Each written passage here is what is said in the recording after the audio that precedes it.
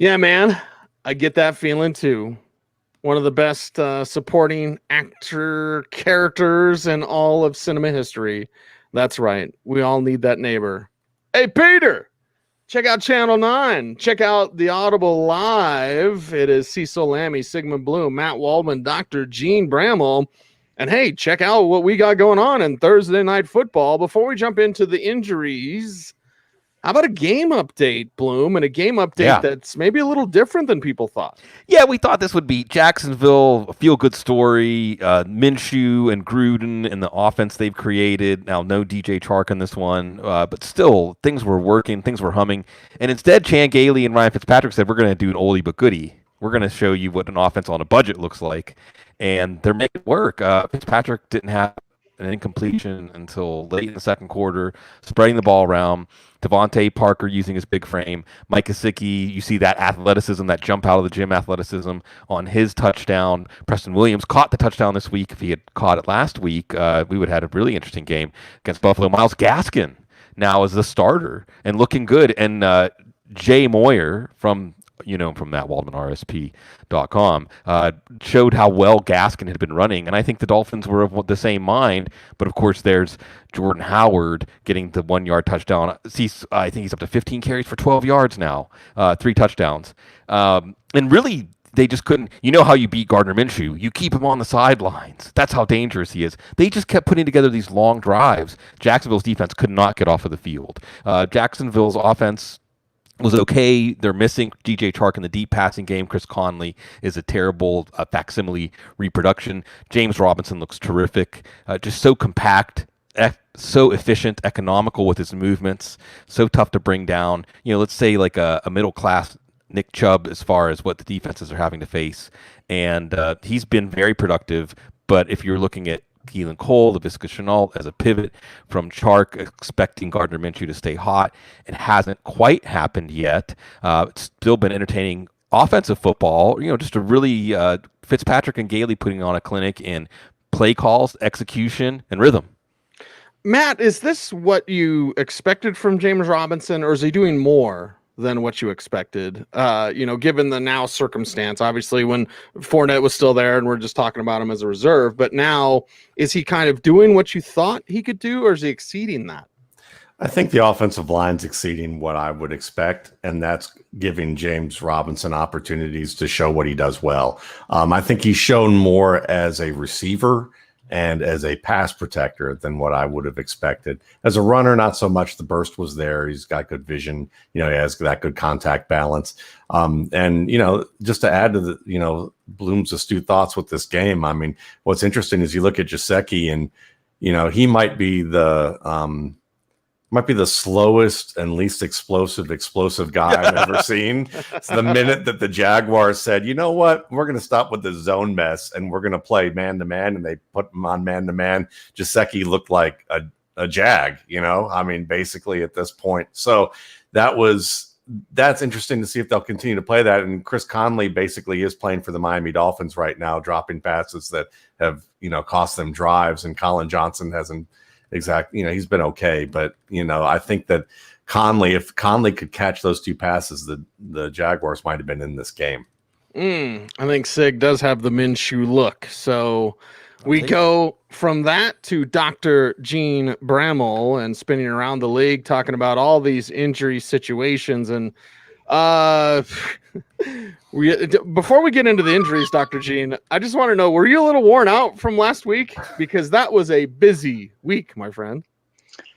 Yeah, I think I don't know. I think I calculated I've been doing this for 15 years, and I'm pretty sure that was the highest volume of not only injuries, but severe injuries. Even the knee injuries weren't isolated ACL. So, yeah, we'll put that one behind us, hopefully. How many pounds did you lose this week? Pounds? I don't know. Believe it or not, that wasn't the busiest part of my week. So, okay, that was my getaway for the week. How about that? All right, hell of a getaway. How about a getaway for Malcolm Brown? We'll start with the finger, and he's practicing, and he's not the healthiest guy out there, but what do we know about this? How problematic will this be for the Rams running back? It doesn't seem like it's going to be that problematic, and not to leave the pinky finger kind of out in the cold, but it isn't necessarily the most important finger on the hand, and it's not critical to ball security in lots of situations. It's not critical to catching the ball. It's probably not critical to blocking. Not that it can't be injured, but there was probably, even though it required surgery, pretty much any finger injury is going to require surgery in adults, so it's not necessarily a super red flag. Pretty much from I was going to say that. the second hour of the chat. I got to work on my hedgehog look. Begun. Yeah, we won't have Dr. Gene comment on that. So Bloom, save us. So he's going to play this week, full practice today. I think Malcolm Brown goes. Cam Akers not so much. That rib injury is going to cost him this week at least, I think. So, Gene, combined percentage chance that Devontae Adams or Michael Thomas plays Sunday night? I give Devontae Adams still a reasonable chance to play. I do think it is entirely reasonable because he was on the sideline in the second half of that game because the Packers were up 3 touchdowns by the time they really had to make a decision, that they were being cautious with Adams. And I don't know that there's really much sense in putting him out there. I think you're going to see a limited practice tomorrow, some sense of how he feels on Saturday, and he's going to be listed questionable and be called a game time decision. I don't give Michael Thomas much chance of playing. So combined percentage, I don't know. I'd say close to 50-50. I don't know. I'd go all the way 60-40 that Adams plays, but I think there's a pretty good chance of him going. Michael Thomas, whenever you hear a respected national reporter like Tom Pelissero say this is a high ankle injury that could potentially cost him several weeks, that tells you that it's a 3 to 4 week situation. And although there was some indication that, Thomas told somebody he felt, quote, fantastic last Wednesday, that just tells you that he felt maybe a little bit better than what he expected to, and he was told it was going to be a month-long process. And just doesn't make a lot of sense to have him on the field. And then maybe he tries to do a little bit of stuff limited on Friday and we get more of an optimistic situation. But I don't, after him having a limited practice last week and having some chance maybe that he was going to play Monday to not practicing at all on Wednesday and Thursday, I don't give him a high chance of playing, at least in any effective way this week. Two-parter, Gene. First part, Julio Jones. I mean, I think for years, the past 3 or 4 years, it seems like there's at least a game once a month, if not twice a month, where he misses a quarter or a half, and then he makes it all up within the time that he has, on the field and looks great. This week, he kind of left that game, and when he came back, he didn't look like the same player. And, suddenly Calvin Ridley's starting to look like he's getting some of the primary targets on third down that would normally go to Jones. Is there more to say there? And if you could for me, my buddy Cecil's a little shy, but he's a big fan of Ron Jeremy. I was wondering if you could ask Ron for his autograph on behalf of my friend Cecil. I'm going to leave that between the two of them to discuss autographs amongst themselves. Add to the collection. The difference with Julio this week is he told people after the game he couldn't run like he wanted to run. And that's big from Julio Jones. This week, we really haven't seen him talk to the media. I think we could see him go through a full practice, not be listed on the injury report, and be, what we expected from Julio in the first couple of weeks. But the target count, the productive game that he had in week 1 was way different than what we saw from him in week 2. Had a chance to make a long play on that gadget play from Russell Gage and could not extend, immediately grabbed for his leg, and then just didn't look like himself all game long. So, this is what you get sometimes from these players that continue to play through these injuries. Sometimes we see Derrick Henry, run through people with a nagging hamstring injury for weeks and weeks and weeks and never miss anything. And sometimes we see where it, kind of jumps up and bites him a little bit. So I'm holding out some hope that Julio will do what we've seen the Falcons do with him, where we see more practice than expected on Friday and him trend positively towards playing. But I'm considering him on the doubtful side of questionable right now and hoping to find out differently on Friday. He is Dr. Jene Bramel, and Gene, you're like the nicest guy ever. I still don't know exactly why you hang out with us, but I'm glad you do, because you definitely raised the bar in this room of scoundrels, certainly. But I ask you this, and I would like you to tell us as much as you feel comfortable telling us, because of the Tyrod Taylor situation. Obviously it's for sports talk radio hosts to blast on the team doctor and be like, well, how could you do this and all that kind of stuff. But just tell us about the procedure and just the difficulty, or just Your thoughts, again, as much as you want to share about it, and just kind of your angle, your take on this, in the Tyrod Taylor collapsed lung, punctured lung, Yep. like, are Same they thing. the same thing? Yeah. Okay. Yeah, and this unfortunate for Tyrod Taylor in the situation he was in. First time he's been able to start for a while, would still have been the starting quarterback last week, trying to battle through a painful rib injury, and to have this complication. So I'm not an orthopedic surgeon. I've never performed this particular procedure. I've done different types of injections, but this isn't something I've done. Essentially, he's got, whether it was a cracked rib, whether it was a cartilage situation similar to what Cam Akers is dealing with, it was something that had limited him enough during the course of the week that he probably wasn't going to be able to play without some help. And this happens all the time. Players trying to get on the field, doing things that probably reasonable and normal humans would not do. Right? I mean, you've got this severe of a rib injury that you need an anesthetic injection to be able to play and perform the duties of, an NFL player. It's probably smarter to not play that week, but that's not necessarily the way players think. That's not what's happened in the NFL for years and years and years, right or wrong. And in this case, in order to get to the nerve, you have to be under the rib, and there's not a ton of tissue underneath the rib with the lungs. The ribs are protecting the lungs, and the nerve and the blood vessels are behind the ribs because the ribs protect those areas. So, and it's not a single injection. A lot of times it's got to be, the needle has to go in more than once to get enough nerves. And sometimes you're numbing the nerve above and the nerve below. So you're underneath two different ribs. And, it is a rare complication because these folks are extremely good at what they do and they've had practice in doing it. But sometimes things happen. And I'm not saying that, I'm sure Tyrod Taylor feels terrible, but the person who feels second worst about this is the person that performed the procedure. So I'm not trying to let anybody off the hook here. I'm not saying that this is a really complicated procedure in comparison to some other things that we go, but it's just an unfortunate situation all around, and everybody involved knows what's happening here. And, were the words "I might collapse your lungs" said just before this happened? Probably not. But, putting a needle underneath your rib cage near certain parts of your body is not without risk. And the players know this going in. So it's unfortunate that this happened. It's unfortunate that Taylor's going to miss at least a week and potentially more to make sure there's absolutely no risk of complication. But, what's been reported this week makes sense for what happened. It was just such a surprise that this went down in the way it did, and then he needed to go to the hospital for chest pain. All of the pieces fit together. So just an unfortunate situation all around. Hopefully it ends well for Tyrod Taylor in that it doesn't,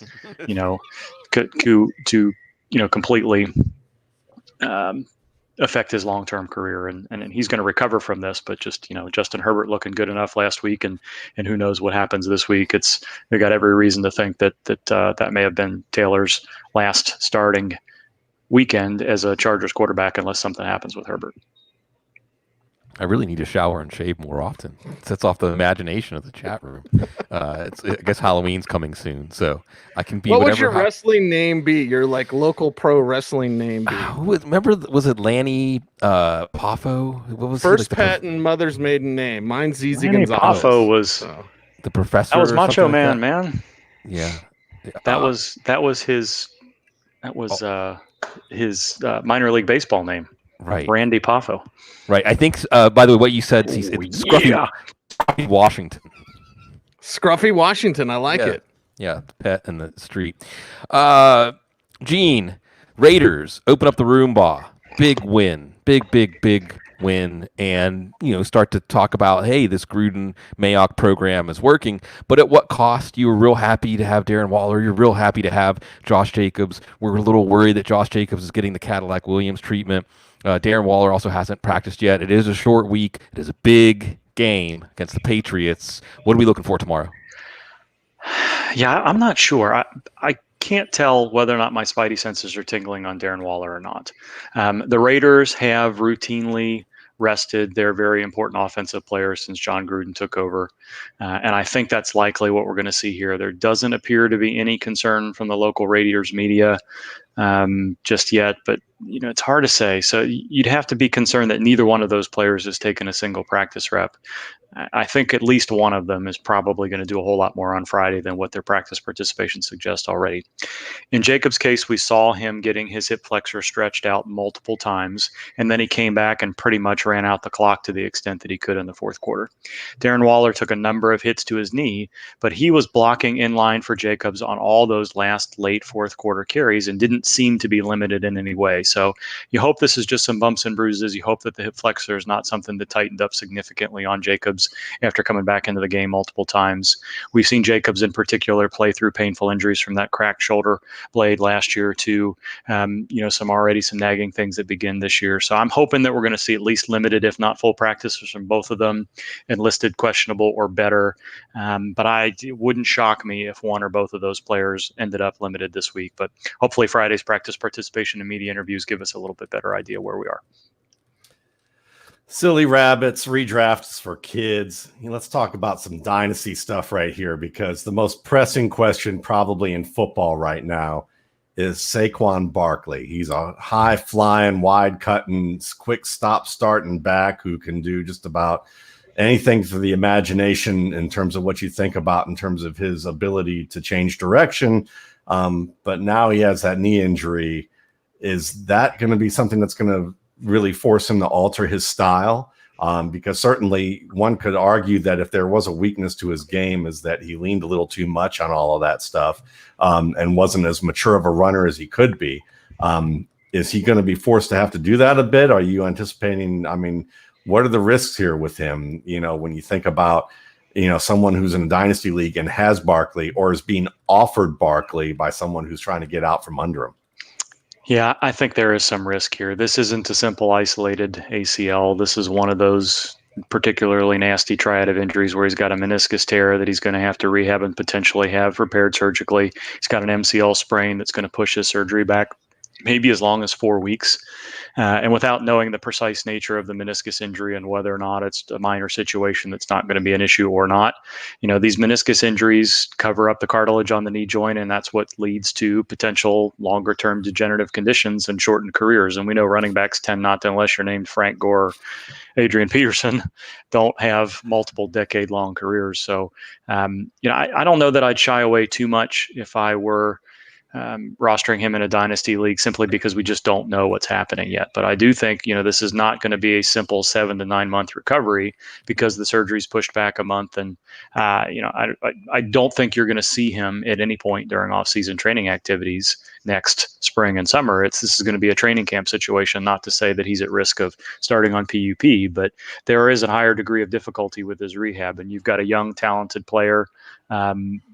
So, I think you probably err on the side of hopefulness with him, but this isn't a simple ACL injury. What are you recommending for fantasy GMs who have Devontae Adams on Sunday night, or any of these situations, honestly, where it's a Sunday night and it's like, because I had a Deontay Johnson question last night on my show, and I was like, just start Johnson. I mean, it's Sunday night, and if you don't have anybody Monday night, and you can't pick up anybody for Sunday night, you'd be screwed and take the 0. I'd rather just take what a Deontay Johnson can give me, which could be a lot. Correct. But what are you recommending for these Sunday night injuries like Devontae Adams? I think, thankfully, the landscape of fantasy injury information has changed in the last 2 or 3 years, where you're going to get something reasonable from a mix of Schefter, Pelissero, Rappaport, Glazer overnight on Saturday into Sunday morning. So you're not going to be going in completely blind. And if you hear, boy, we're not sure he's still a game time decision, then you probably want to adjust if you don't have a hedge and go with somebody a little who is healthy. And Deontay Johnson is certainly, he's arguably going to get double-digit targets from in a decent offense. So I don't know. That would be a relatively easy decision. But if you're looking at somebody that you ordinarily wouldn't be thinking about starting, then it's going to be a little bit more difficult. And I'm hoping that we get some reasonable and actual information where they don't say they're just going to work him out before game time. We're going to get this with Julio. We're going to get it with Devontae Adams. Kenny Galladay is probably trending to the probable side of things. I don't think there's too much concern there. But it's going to be a whole host of players that we're in that situation with, unfortunately, this weekend. Doc, George Kittle, I guess this one might be not so much can he play, but will he play, because of some talk about the surface. And when you hear this kind of talk, we had 2 torn ACLs for the 49ers. Do you think there's something to that? Do you tend to put credibility when players report that the surface is not safe and causing injuries? What had me nervous about that is it sounds like they were already raising concern about it before the game. So there seems to be an indication today that the representatives from the turf company that put the field down seems to have reassured everybody, and the Niners are a little bit more comfortable with things. I do think that may play a role with Kittle this week. Just not a lot of upside in risking playing, but Kittle sounds like he wants to play. He had all kinds of positive things to say in the locker room both Wednesday and Thursday. So I would say he's trending toward playing. The bone bruise is probably not a major angle here since he was able to play through it a couple of weeks ago. It's just going to depend on if he feels his knee is stable and there's not a lot of pain there, then I don't know why he wouldn't play, other than if the Niners are really not comfortable with the playing surface. So he seems like he's trending in a positive direction at all, but that could easily, somebody may decide that always caution probably makes a little bit more sense. But in this case, in this situation, it may make even a little bit more sense if the Niners have any concern at all. So Darren Williams had the ankle roll up. What's going on with that? Just in consideration for the fact that Clyde can glide, but can he power? And I don't know if he really can. So they need somebody, and that might be the little tracker Darwin Thompson if Williams isn't there. Mute. Did I go in the other direction? I wasn't muted before I started talking. I pushed the button at the wrong time. Yeah, so he's been limited off and on for a couple of weeks now. I think he's tweaked that ankle a couple of times, and he's been active enough to play. He's got an extra day to get ready for the Monday Night Football game. I think he's more likely to play than not. Hopefully we get a full practice, and that's kind of the way it's been. I can't remember if he was listed questionable last week or not, but as of now, I'm expecting him to play, and unless we hear otherwise, I think that's what's going to happen. It is the Audible Live here Thursday night, spinning around the injury news and notes with Dr. Jene Bramel. Check out footballguys.com for all the injury news and notes, and it's been a ton. And Dr. Jene, we appreciate your time. One more spin once around the ride, and let's talk about those Titans receivers. A.J. Brown and Corey Davis. What are you thinking for their availability? Hell, throw in Jonnu Smith if you want to.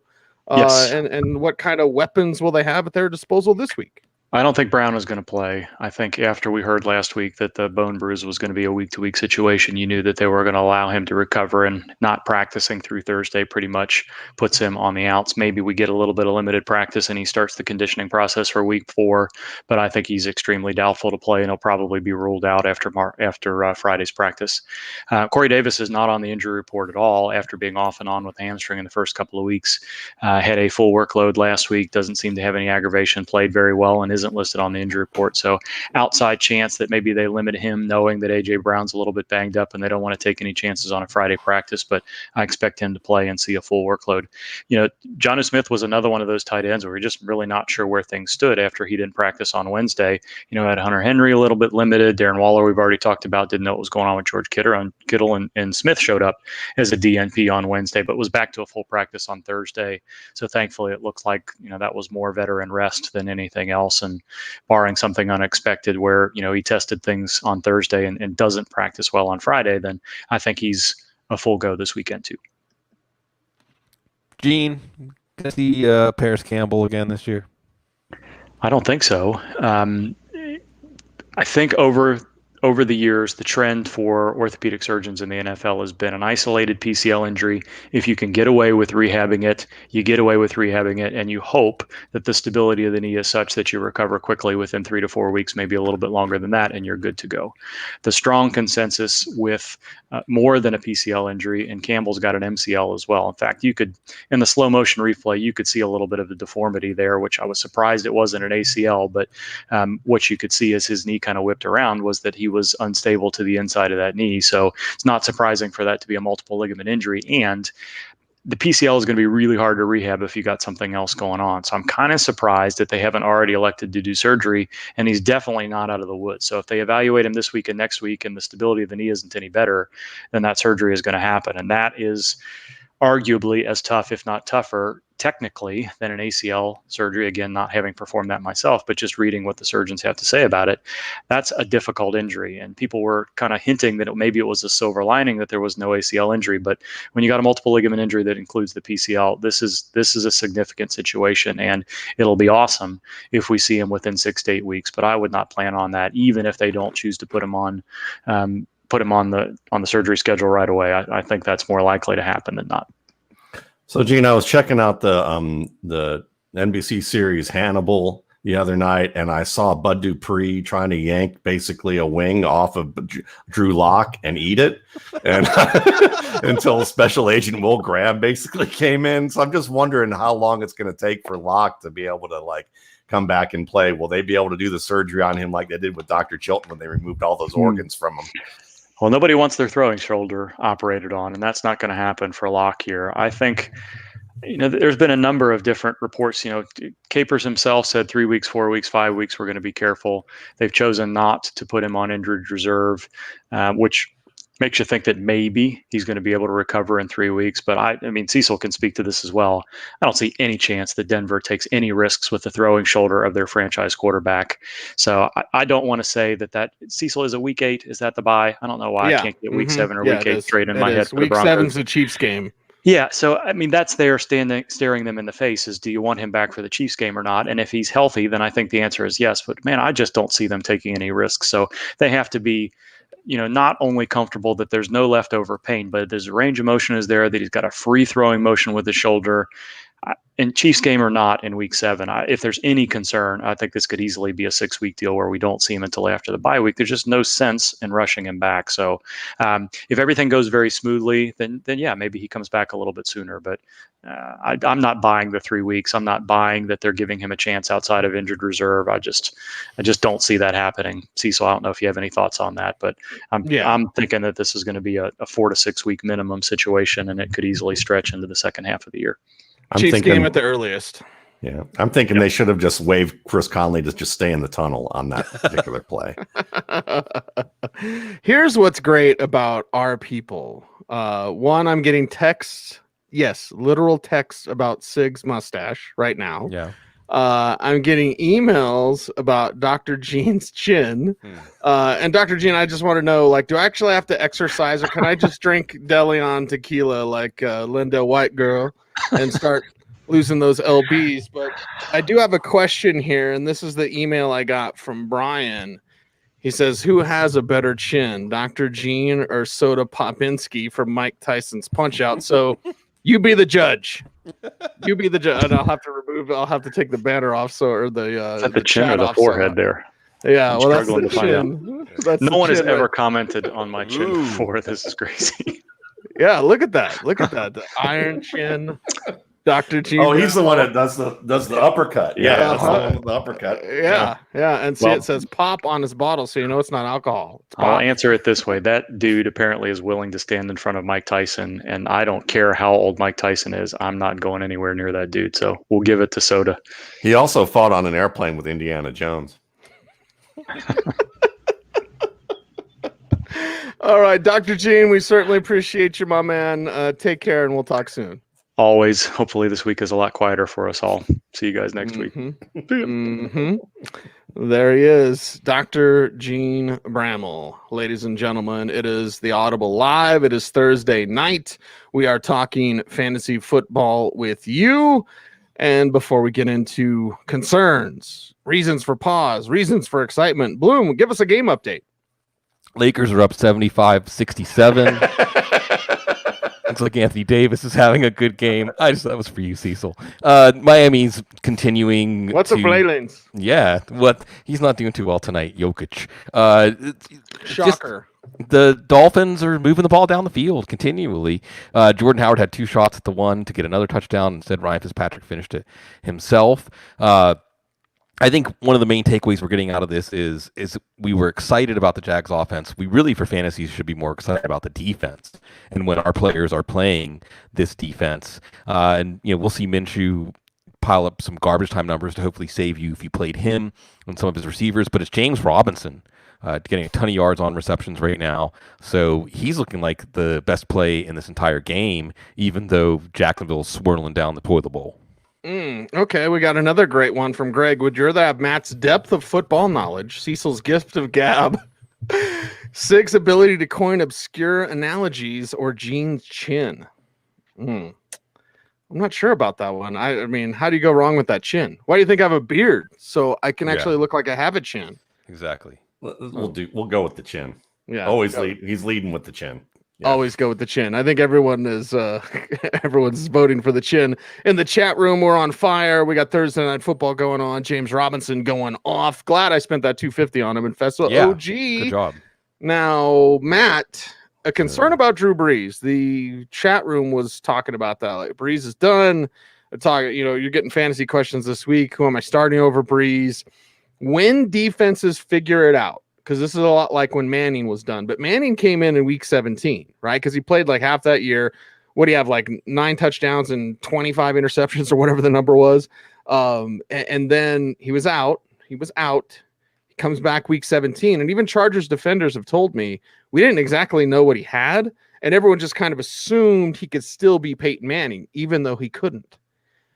Well, this is the whole season with Drew Brees if he stays healthy. So when defenses figure this out, Matt, how much trouble are the Saints in? And how would this offense look with Jameis? Let's talk about your concerns about Drew Brees. Honestly, I don't have too many yet, just because I haven't really studied him yet to give a great opinion about him in terms of what I think. I did watch the game on Monday night, but more kind of from a casual fan perspective. What I can answer is that with Jameis in there, certainly you would see you'd see more aggression. You'd probably see more aggressive opportunities. You would probably see more plays that would be the power throws, the timing throws. That could be in the intermediate game, but who's the receiver that's going to catch those? Taysom Hill?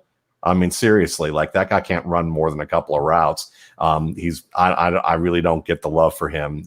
So then you have Emmanuel Sanders, who they got to get more involved. Certainly you still have the tight ends, and certainly the 2 tight end sets could be an option for them, whether it's Hill and Cook or whether it's Troutman and Cook down the line. You could see where that's going, but which Hill? Yeah, really, right? Yeah, not that one. The tight end, actual tight end. Yeah, the actual tight end. But I think that what you're seeing is a far more boom bust oriented situation when it comes to Jameis Winston being in this situation. So to me, with Brees, what I'm going to be looking for is the velocity gone? What's going on with the decision making? In terms of how much is this an issue with rapport with players? He doesn't have Thomas, obviously.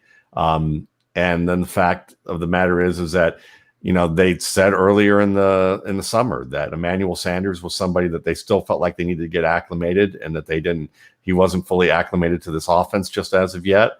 So there's issues with that as well. But, Traquan Smith certainly is a fantasy beneficiary of what's going on, but I don't think he's a multi-dimensional option. He benefits more from other players and kind of vultures those opportunities from the open coverage. And he can make contested plays and break tackles and run in the open field, but he's not a route runner, not at this stage yet. So, right. And Drew Brees needs that. Drew Brees needs route runners, and he only has really he has none right now because Mike Thomas is out of the game. So that's why I'm kind of waiting and seeing when it comes to looking over the next couple of weeks. Like, this weekend was my week to say, let's look at Drew Brees and see what's going on. Let's see what's going on with Sig's mustache. You have let our chat room on fire. By the way, you got a little meatloaf. Praying for the end of time. Yeah. Hey, 2 out of 3 ain't bad. I'm just glad that people remember Meatloaf. See, we're getting to that age where I'm just glad that people remember things that we remember, and that I remember them mostly. You did do anything for love, because this was Kate who gave you this look, right? Yeah, my stylist. Your stylist. My stylist. Okay. The love of my life, yes. And it's great because, I think that I can take any of the heat off of my Naeem Hines many starts and recommendations and just talk about my mustache, you know? Yeah, let's talk about the Saints offense and how does anyone buy the Taysom Hill as their quarterback of the future thing? They do. I mean, they gave him $21 million guaranteed. So I talk to someone on their staff pretty regularly. I'll tell you guys off there who it is. I talk to some of their players, and they seem to think. I don't see it. Matt, do you see it? Sig, it's your turn. Like, do you see this? Like Taysom Hill? I'm saying just if something happens with Breeze, just see what Jameis can do. I don't. Yeah, I don't buy the Taysom Hill is our quarterback of the future thing. If Breeze really starts to look embarrassing, like that Peyton Manning game when he got honored during the game, then Winston would be the guy they turned to, just like they turned to Teddy last year. But they gave Hill like a $21 million 2-year extension. Now, I don't think they're paying him $10 million for that H-back, tight end, running back, option quarterback role. And especially with the cap situation that they're in, they have to start him. You know, they don't have room under the cap to bring somebody in unless it's like Winston signing for $1 million again. So can it work? I mean, that's the thing. Like, I don't necessarily buy that it's rational for them to have him as their quarterback of the future, but I believe that Peyton sees something that he thinks he can work with a non-traditional offense. For fantasy, we should be really interested in that, right? I mean, Tim Tebow was god-awful as a passer in NFL terms, and for fantasy, he was still a top 10 fantasy quarterback. So why not Taysom Hill? He can be as good of a passer as Tim Tebow and a more dangerous runner, for sure, than Tebow was in the NFL. So I'm interested for fantasy. I'm not as interested as a long-term solution for the Saints. And I think the Saints and our Steelers, Cease, are teams that have been, you know, making a deal with the devil, just selling off the future, one more year. Maybe this will be the year. And then whenever you finally wake up out of that dream and you're back in reality, you're like, you know, bankrupt, a monopoly. You're pulling your pockets out and there's nothing. So I don't think they have a choice at this point. Yeah, I don't buy it, Matt. We'll wrap up the Taysom Hill stuff pretty quick. I just don't see it. Yeah, there's just not a lot in terms of a sample size with him throwing the football to really tell how much he's progressed. And if he has, it's had to be done in private, a great deal of it in private. And so I'm really skeptical about that in terms of how they're looking here. But you know, maybe they're looking at him like a talent agent's looking at Bloom and going, "Hey, you want to be in the movies? Yeah. Hey, can you be in show business?" Yeah. It is the Audible Live here, footballguys.com. Of course, our Thursday night extravaganza. One guy that we didn't get to talk about, Bloom, was Kenny Golladay with Dr. Gene. So, you know, impact here. What was the thread going around earlier? I got a notification like Siggy B. What? I don't know. Oh my! You looking like Matthew Stafford? So okay, I wanted young Matthew Stafford. Although you're mustached Matthew Stafford now. So Minshew, Gardner, Stafford. I don't know. No. Are you throwing to Golladay this week? Nah, probably. But look, that thread, by the way, was Cam Newton apparently has given Josh McDaniels the nickname Mickey D, and that's great. Or Mickey D or Mickey D's, which you could do any number of plays on that. As far as billions and billions served, or the McDLT or something like that. I just want a Cam Newton nickname. Like, I want Cam Newton to give me a nickname. That's all. That's I was saying. Is like, when I grow up, maybe I'll have a job important enough. And then Joe popped in and I said, well, maybe we can give everybody on Football Guys staff a Cam Newton style nickname. Okay. So, we're going to merge all of this fun and hijinks. Kenny Golladay, you have to think that they did the right thing. They took it slow. They didn't rush him back. Going up against Arizona this weekend, I don't think you're worried about Patrick Peterson anymore. And we have to look at here is that Golladay was on pace to be top 5 receiver with Matthew Stafford last year. His numbers reflected half a season of Stafford, half a season of Driscoll and David Blau. So you might look at Golladay as someone that you have to play when he's on the field with Matthew Stafford. Certainly, you would think they would look at Golladay as a shot in the arm for this offense, for this team, but it's the Lions. So probably we're going to see like 15 carries for Peterson and 15 carries for Kerryon Johnson for combined. Well, Johnson's will go for 30. Peterson's will go for 70. They probably won't do much. I'm excited to watch Arizona as a team that scratched and clawed to just get to overtime against the Lions to open last year. They look like a team who should be able to control that game. But if you have Golladay and he's active, he should be in your lineup. Matt, what are you doing with DeAndre Swift? I mean, he's someone that I think that they're trying to give him steady carries, but he's a guy that you're basically putting at the end of your roster in larger leagues and just monitoring. And if you're not in a larger league, I think you just, at this point, you can kind of dump him and look for somebody else that's more pressing for your squad's needs. It is the Audible Live as we spin you around the National Football League and talk about what's going on, who's got the popcorn ready for Monday night. So is it Explosion, Sig? Is this one of your put everybody in that you possibly can for Monday night? Or is it more reserved? Because that Chargers game maybe surprised some people out there. Sure.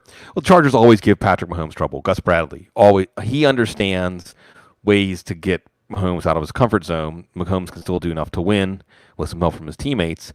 Baltimore last year, Kansas City was able to just breeze through that game. Now, I think, as we talked about on the preview show this morning, Cease, the interesting question if you're Baltimore is, do you try to grind this game out and put together long drives, wear out the Kansas City defense, keep Patrick Mahomes on the sideline, not really using Lamar Jackson as a passer except in key situations, and really using those running backs, especially J.K. Dobbins. J.K. Dobbins looks so good. Can't believe he only touched the ball 3 times last week. You kidding me? So why not just make it so that the Chiefs can't get off the field because of how difficult it is to defend this running game? But then that would probably shorten the game. That would reduce the number of possessions for each team, and it would make it not a fantasy bonanza. But then we could easily see just a little bit of loosening, and we start seeing big plays to Mecole Hardman and Tyreek Hill on one side of the ball, and then maybe it could be Marquise Brown and Mark Andrews on the other side of the ball, and then this thing really gets loose and opens up the way that Rams-Chiefs game did on a Monday night a few years ago that we'll always remember, like a game that actually lived up to Game of the Year billing. This is potentially the Game of the Year. I still think it's going to be hyper-competitive. I think that it's okay to save players and try to shoehorn as many players as you can from this game into your lineup, because it certainly has the potential to be a back and forth heavyweight fight. And if Kansas City jumps out to a lead, we saw Lamar Jackson. What was Lamar Jackson worth when he lost to the Titans? Like 50 points or something? I mean, it was ridiculous, the numbers that he was putting up in that game. So that's the potential you have. If Baltimore can't slow down Kansas City, Baltimore also lost Tavon Young, their slot corner. I'm not sure what the plan is going to be there. I'm just glad we can sit back, watch, and enjoy this one, and hopefully see Lamar Jackson rise to the occasion as opposed to the last time we saw him in a big game. Andrew says that Kansas City has Baltimore's number, Matt. What does Baltimore do to change that? I think they just let Lamar be Lamar, and they also have, they get Marcus Peters, who has certainly been an addition to that, boon to that secondary from the trade last year. And I look at the situation and I think that you're going to see Baltimore kind of stick with what their game plan's been. I don't think they're going to overthink the idea of how we should limit the Chiefs, on the field here. I think that they feel like they can play them tough. They're going to be able to mix the pass and the run in this game. With Brown being as healthy as he has been, you're going to see, Marquise Brown probably get featured a fair bit down the field there. You're probably going to see some shots down the field to him that maybe you didn't see as much last year because of that injured foot. So I look at this and I think this is going to be a high scoring game. And I think that what they're going to need is they're going to need to be able to stop the run. They're going to need to be able to limit really Hill and, probably Tyreek Hill in this game. Just continue to limit him and deal with the fact that Kelsey's going to pick them apart. And as long as they can also limit the other guys who are the less consistent players, which are, Mecole Hardman and DeMarcus Robinson, if they can prevent them from getting easy plays, they'll be in this game. So that's the big issue, is because those guys are basically a slight equal to a slight step up from Chris Conley. Really, when you look at their play, and I know a lot of people love Mecole Hardman, but come on. He's a one-dimensional player at this stage of his game. He still has some development ahead of him, and he benefits a lot from Hill and Kelsey. If he were the main guy in this offense, people would not be happy with him. So when you look at this team, I just think that it just comes down to, can they prevent the easy plays to the guys who they're designing? Hopefully they can hit one play in the game and go from there. And the fact that Watkins is out again, most likely with the concussion and neck injury, there's going to be a bigger chance for that to happen. Yeah, is it more concussion or neck? Because Andy Reid was like, it's kind of the neck, but they're calling it concussion. So we'll see, I guess. It's Sammy, though, right? So you're not really counting on Sammy if you'd had him on your roster. Right. At least you shouldn't be.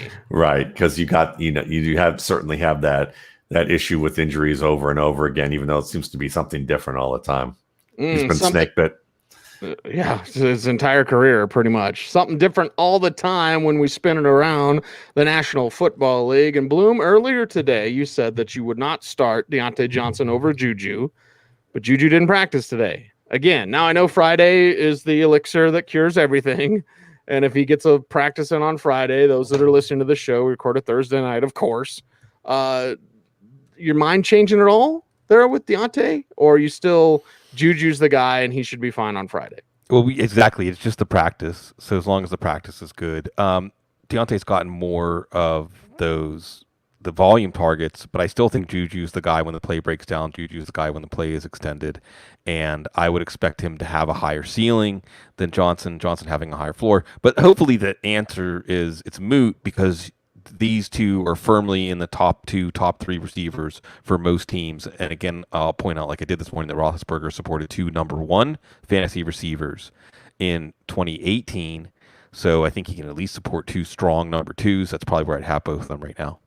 Okay, it is about 10 minutes left in the show. Bloom, we need a game update because it seems like Jaguars can't get much other than James Robinson going. Exactly. I mean, there's some dump offs to James Robinson, who's racking up numbers. If you have James Robinson and all of your DFS showdown slates, you got to have James Robinson. If you have James Robinson captain, you're looking pretty good here. Minshew's trying to drive him down the field to make this a game. You're going to get some garbage time production because, at least last time, Miami went 3 and out. So if Miami's going to go 3 and out, maybe you have a chance for a miracle comeback here. I would say that Flores maybe went into a shell a little bit early in this one, up 21 with 13, 14 minutes left in the NFL. You still have to keep playing it out. You can't just go run it up the gut 3 times and kick it away. But I think we could see, at least tonight, Miami is the superior team. You mentioned one-dimensional with McCole Hardman, Matt. Let's talk about Chase Claypool, because the chat room wants to know, is he taking James Washington's job? Brian asked that. Is he taking Washington's job already there with Pittsburgh? And Claypool himself, rather one-dimensional for right now. Yeah, for right now. But, I mean, I think what's interesting is, let me just note that I thought James Washington, it's been nice to see what they've done with him a little bit. If you think about it, like the first couple of years, they were like, run the whole route tree, when basically he only ran a couple of routes, and most of them were just deep verticals, and he couldn't run with good route depths in the middle of the field. So the Steelers basically took a step back this year, and they put him in a situation where, let's just run perimeter routes. Let's have you run the curl and the comeback, and then also run the deeper routes, and start with that. And he's looked pretty good in limited time for that perspective. And I think there's something to build on with him as a player. With Claypool, I also think they've started a little simpler and just saying, okay, look, we already have 2 receivers who can run pretty much the full route tree in Smith-Schuster and Johnson. So, and Ebron can help out when he catches a football. So you can put Claypool in the high leverage situations. You're welcome. I had to pay tribute to you guys on that, and yes, he is a fraud too in New York. But anyway, had to bring that up too. So if y'all needed a drink, you could take a drink there too. But yeah, Claypool is a guy that, the double moves, being able to go up and win the fade route, that's there. I think at this stage, they're feeling like in 4 receiver sets, they can get both those guys to contribute. In empty sets, they can get both guys to contribute. But they're both kind of in a race to see who develops the most. And Claypool's going to get more of the love because he's had less time he's less proven, and there's also been less time in the NFL. Whereas with Washington, it's like, we've been waiting, we've left the light on for you, and you haven't responded. So we'll see. I like Washington a lot, but in terms of what he might be able to do one day, but I could see where his patience has probably been wearing thin, with the Steelers in terms of what they'd like to see him accomplish. Well, Dan says Keelan Cole's disappeared from this game. Yeah. Sig, what's going on there? Yeah, I don't have the TV right in front of me to watch the game, but he didn't make much of an impact in the first half. They didn't really have. I still think that not having DJ Chark is actually kind of important because he is a true number one receiver. He is a true deep threat, and he does force defenses to account for him. And Chris Conley, again, when they went deep to him, it was bad. And I think if those are DJ Chark targets, we have a different game, and then everything opens up for everybody. But yeah, now we're down here, and it looks like maybe James Robinson will get a touchdown here as Jacksonville's knocking on the door. Still 10 minutes left, so there's still enough time to make this interesting. Again, Miami's going to have to get a few first downs here to win this comfortably, or we could have another chapter for the Minshew myth. Minshew myth. What's our vote on TVs in the bedroom? Are we voting thumbs up or thumbs down? Because I don't think any of us have TVs in our bedroom, in our homes, right? Right? Am I right? Not during COVID times. No, we do, because my wife's like Rain Man when it comes to like having to watch a certain TV show, and so like for her, it's like she watches reruns of certain shows like over and over again. So King of the Hill. King of the Hill, Game of Thrones, Mad Men, and her all-time favorite, In the Heat of the Night. Like she's she's like a grandma at this stage with she watches those old 70s and 80s detective shows. She grew up with her grandparents, so you can see where that's heading. But yeah. Okay. All right. I guess I'll have to get a TV in the bedroom. Let's talk Gale Sayers. Passing this week, NFL legend. I think the impact that he's had on the players in the future. I think of Terrell Davis specifically. I said this on the local airwaves, but I'll repeat it here. Just what he was able to do for players like Terrell Davis, just showing like when you're the best, when you play, that's Hall of Fame. When you're special, when you're just different, when you're better than the rest, that was what Gale Sayers was during his career. Of course, Brian's song, Matt, there's a movie we could talk about, right? And Sig, we can talk about that movie. And just I saw the tweet from Billy D. Williams saying, getting to know Gale Sayers when he was filming that movie. It was one of the joys of his life, and just the impact as a human being that Gale Sayers had on those around him. And that's the mark of a life well lived, is when it's not just the stuff on the field, but it's how did you interact with people? How are you remembered? Jeff Legwold shared a story where his dad, who was a steel worker, I believe, Bloom, ran into Gale Sayers at a train station and talked to him. And Gale Sayers treated his father like he was the most important guy for their, 2-3 minute interaction, and just how much that meant to, Jeff Legwold's father. So it's one of those things, like we lost a great one this week, and I just kind of want to wrap up the show, Sig and Matt, with a talk about Gale Sayers. Before our time, we're old, but Gale Sayers was before our time, and just such an impact though on the rest of the game and the game that we grew up loving. Well, I'll just say, for our generation, before there was Bo Jackson, there was Gale Sayers. As far as a player who you saw it, you knew it, that it was something special, truly special, but injuries made it so we didn't get to see it for very long. He went on to be the athletic director at Southern Illinois, too, so he had a career in sports administration. We got Brian in our chat room, who said he was named after Brian Piccolo, Brian Huss. So you see the impact of that film, and I know it's a little bit before our time, but it was when there was still a monoculture and when there were still things that touched a large segment of the population in the pop culture, and that absolutely was one of them. It's still relevant, and I think that it's easy to forget how humble the beginnings of the league were, and I think that someone like Gale Sayers now would have had an entirely different thing to navigate, and I probably think players prefer what they had to navigate then to what the players have to navigate now, but there won't be another one like him. And again, you can see, like Cecil, from the stories you tell, from the impact we have in our culture. Gale Sayers is the first dynasty league that I ever played in. Dave Baker and Bob McGaw started it, some original football guys. Nice. And it was called Game Breakers, and the point was having extra bonuses for big plays. And the player that was the symbol of the league was Gale Sayers. Gale Sayers, huh? Dave Baker was in my draft class, 2005. There for you football go. guys. So Yeah. Sigmund was 2006. Yeah, with Pasquino.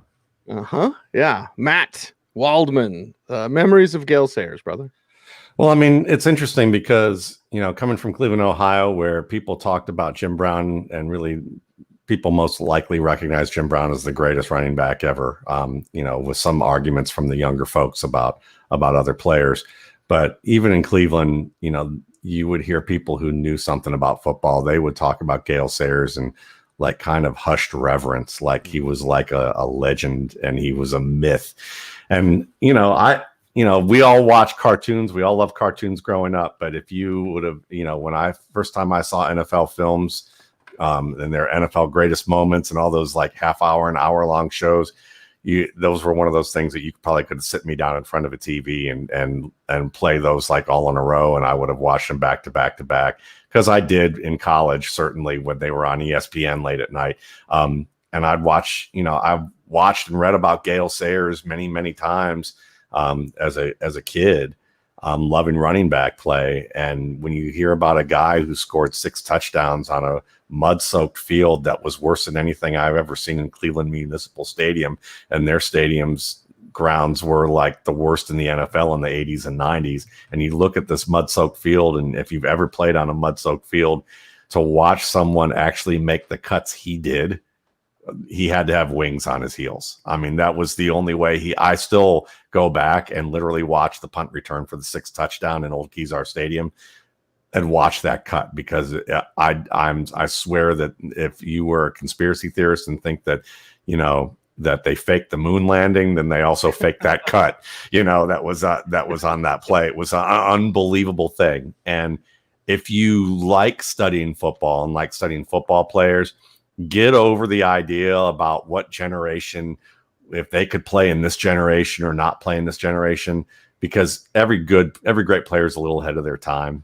He was ahead of his time. I'm fairly confident that if you took Gale Sayers and put him on a field right now with the abilities he had, he would be an all-pro player. He was an unbelievable guy, and you watch the way that he moved and created, in terms of just like as an athlete and as a running back. You need to watch him if you want to understand running back play. Like it's just, you need to do that. It's just like if you want to be a filmmaker, that you've got to study the great directors of the past. If you want to understand something about running back play, you've got to watch Gale Sayers, or you just don't know. Sorry, Joe, shut your mouth type of thing. Yeah. K1 says that Kubrick shot that game. I was going to make that reference, but I just couldn't think of Kubrick right off the bat, and I knew I didn't have enough time. I mean, K1 coming through for us. Thank you. You all do. Like, comment, share, subscribe, all those YouTube things. We appreciate you guys' help. We appreciate you guys checking out footballguys.com, signing up for our free daily newsletter. It's written by me and Sigmund, Joe Bryant as well, and just, having fun, enjoying this thing that we love called football, enjoying each other's company, and being there for each other in many, many, many ways. You guys are there for us. We're there for you.